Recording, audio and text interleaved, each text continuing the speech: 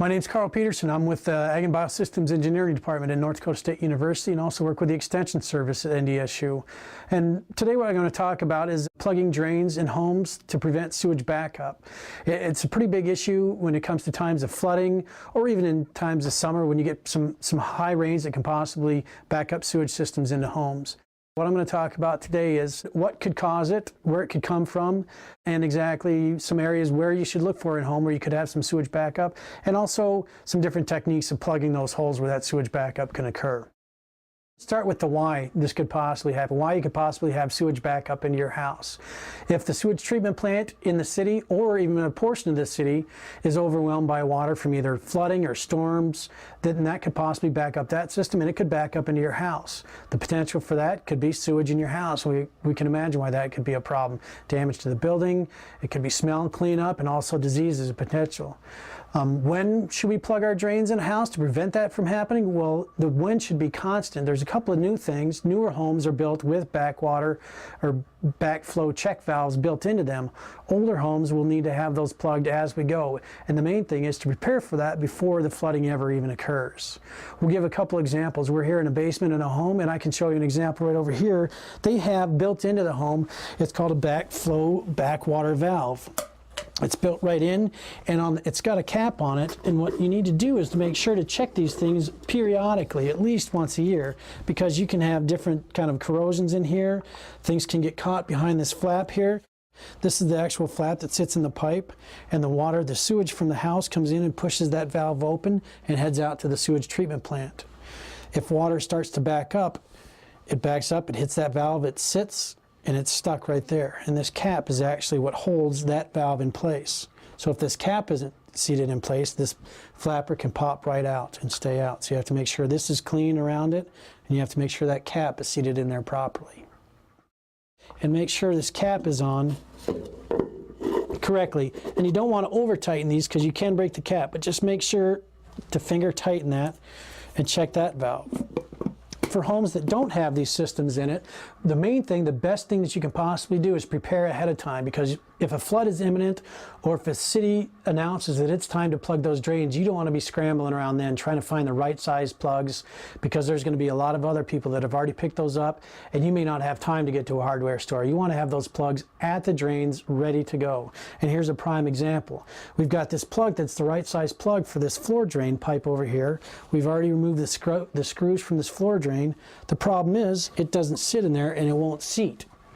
So once I tighten it down, it still doesn't stay in that drain. So we needed to actually have a deeper plug for this one particular location here. And that's just an example of how you want to get these plugs ahead of time and test them to make sure they'll actually fit in there and tighten them up. It sits in there and I can push it in better. Tighten it down to hand tighten so it doesn't break. And that seats nice and tight, and that'll hold that possibility for backflow up into that valve right there. Okay, here's another area where the homeowner definitely needs to prepare in advance, and here's a perfect example of that.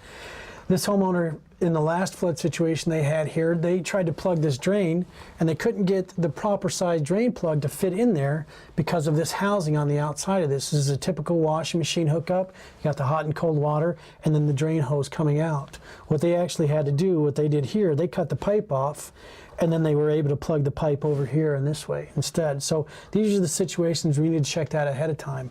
A lot of times one of the best situations is if you glue a cap on there, a threaded cap, that threaded cap can be threaded right out of it. It could be sitting, you could leave it sitting right in here. All you have to do is pull the drain hose out, thread that cap in, and you're good to go. We're obviously in a shower, and the shower drain, it can be fairly easy or it can be a little more difficult. It depends on the makeup of the shower. This one here is real simple because it's simply, the cap simply pries right off. This one's not screwed down and it's not sealed. Some of them will actually have caulk around it. You might have to cut that loose and then just get the right size plug that fits in there and tightens down to seal that drain off. Showers and bathtubs and basement can definitely be some of the more trickier situations. That's why you want to prepare in advance.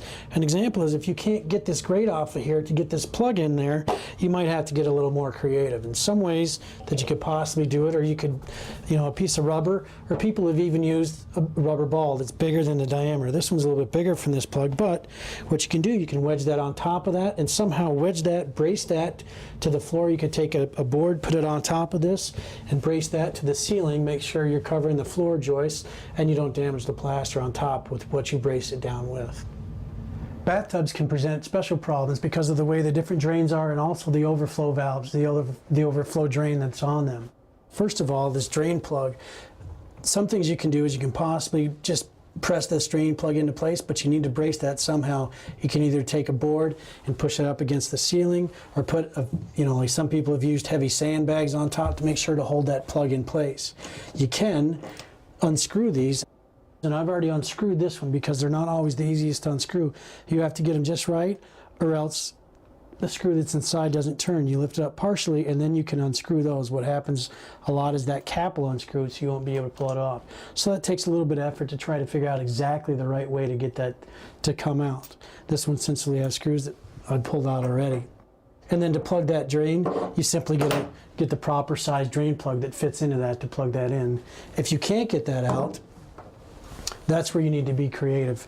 If, say, for instance, a lot of times that can be stripped and it can be stuck in there, you'll have to come up with a different way to plug that. Possibly cover it, like we said before, with a piece of rubber and hold that down, or take towels or whatever it takes to put pressure on that and make sure that that plug doesn't come out. Because you can push that plug in and hold that plug in, but you have to brace it somehow. The other dilemma is this overflow drain right here, and you can see that I've already pulled these screws out. This drain here, it actually goes down and back, so these longer valves don't fit in there properly. What you can buy is they do sell marine type drain plugs that are really shallow, they're really narrow, they don't have they don't have these top screws on them. They're simply a bolt on top. You shove it in and you use a socket or a pair of pliers to tighten that bolt down. It squeezes that rubber gasket and fills that hole. Otherwise, you're going to have to be creative to try to figure out a way to plug that. Here's a typical sink and some of the issues you can face with that. With the drain plug built into it, you could possibly put that down and hold that drain, somehow brace that to hold that in there. The dilemma comes in when you have the overflow over here. You need also to make sure you plug that. The preferred method is to just ignore those altogether and go underneath the sink. And what you do is you go underneath, and these new sink drains, they're simply hand tightened PVC. And make sure to start with to put a bucket underneath. These should be simply hand tightened. You just loosen those.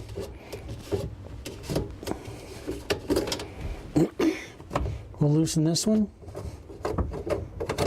And this pipe here is actually threaded, so I can buy a cap made specifically for this that threads right onto that, and that holds that secure. If I can't find one of those caps, or I don't have anything available, I can get a plug that actually fits inside of that drain also. We're in a local hardware store to demonstrate how we plug toilet drains. Sometimes toilets can be the hardest because you actually have to remove the device. The toilets have a little bit of extra weight to them, and the drains can be different sizes, anywhere between 3 to 4 inches, or other sizes too. So let's show a couple of things. The first thing you definitely want to make sure to do is you want to make sure to shut off the water to the toilet. So we'll start out with that. We'll close the valve. It'll be attached underneath the toilet. It's always generally pretty obvious to see. The next thing you want to do is go ahead and flush the toilet. That empties the bowl. It flushes all that water out of there once you have the water turned off, because you're going to have to pick this thing up. And the next thing you want to do is try to get as much water out of this bowl as possible. A couple of ways to do that. You can take a bucket of water from the sink, pour in there. That'll make that toilet flush. That water stays out of there. And then you can either soak it out or just leave the last little bit of water in there. To remove the toilet, the first thing we need to do is pull off this decorative cover, and it may be silicone down, or it might be there might be putty that's holding that on, so you might have to pry that off a little bit. You'll find a bolt underneath.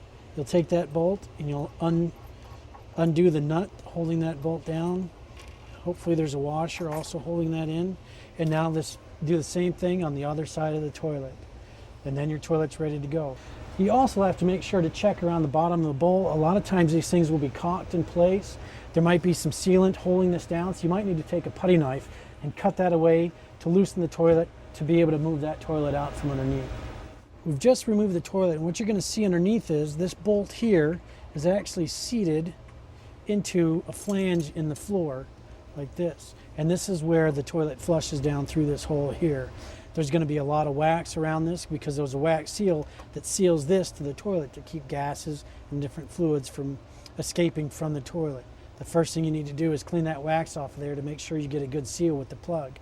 The other thing, it's a good idea to have some paper, newspaper, or cardboard around when you pull this toilet off that you can set it on so you don't make a mess on the floor in your bathroom.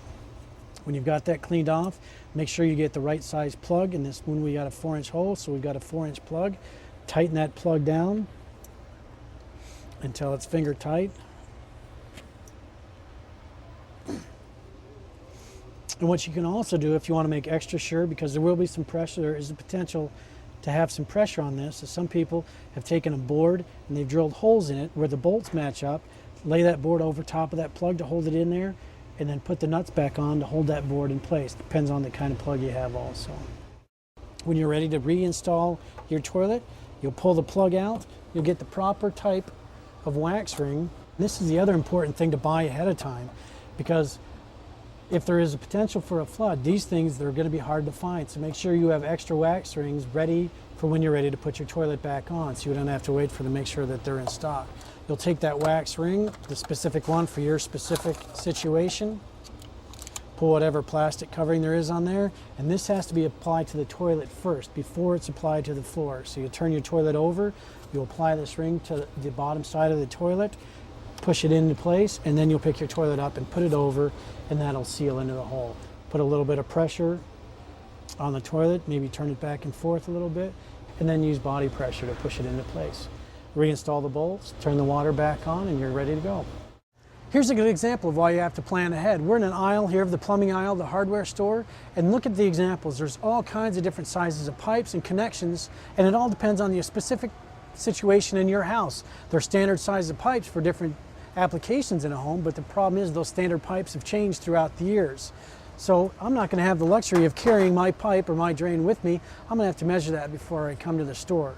Here's an example here. I can find this. This is possibly coming out, say this is my drain coming out from underneath my sink. I have the P-trap hanging underneath. I simply remove the pipe there. I find the right size cap that'll screw right onto that and seal that drain off nicely.